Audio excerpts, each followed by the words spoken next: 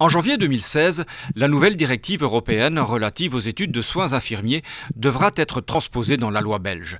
Objectif, relever le niveau des compétences et harmoniser la formation au niveau européen.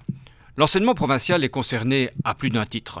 Dans le supérieur, le bachelier en 3 ans passera bientôt à 4 ans avec davantage de stages à la clé. Il faudra effectivement trouver davantage de lieux de stage. C'est déjà excessivement problématique maintenant. Alors il y a des solutions qui sont préconisées, mais encore faut-il qu'elles soient reconnues en tant que telles.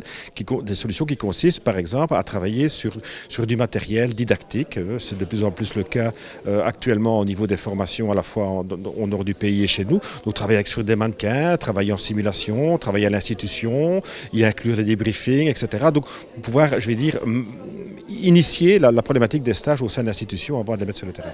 Accroître les exigences en termes de formation et de diplôme, c'est améliorer la qualité des soins. Tout bénéfice pour le patient, mais pas forcément pour les gestionnaires d'hôpitaux. La première difficulté va être une difficulté financière puisque nous allons avoir des infirmières bachelières qui vont travailler dans nos hôpitaux et il faut savoir que le budget des moyens financiers de nos hôpitaux est serré et de plus en plus serré et que l'enveloppe en tout cas actuellement disponible ne permettra sans doute pas de pouvoir couvrir les charges salariales d'une population d'infirmières bachelières.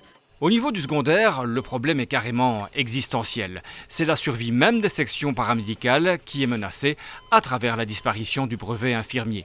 Et quand on voit effectivement les référentiels de compétences et les niveaux de compétences qui sont exigés au niveau européen, les spécialistes, qu'ils soient de l'enseignement ou même des milieux professionnels, on l'a entendu ce matin, nous disent qu'effectivement il n'est pas possible d'imaginer de rencontrer ce cahier des charges en quelque sorte au niveau de l'enseignement secondaire. Donc on préfère nous plutôt nous orienter vers une formation qui permettrait de dégager une fonction intermédiaire, soit en renforçant une formation existante telle que l'aide-soignante, soit éventuellement en créant une fonction intermédiaire.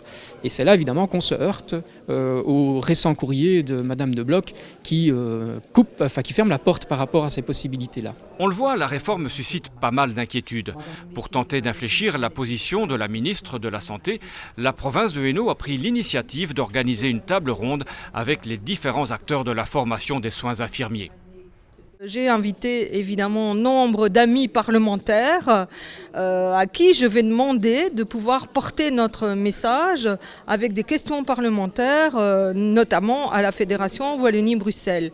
Mais la clé de ce que nous allons pouvoir faire demain, mais ce n'est malheureusement pas ni M. Marcourt, ni Mme Simonis, ni Mme Milquet qui l'apportent. C'est la ministre fédérale en charge de la santé, Mme de Bloch, et elle ne partage vraiment pas la vision qui est la nôtre aujourd'hui. Donc à nous d'activer tous les relais et de faire en sorte que nous soyons entendus par Mme de Bloch.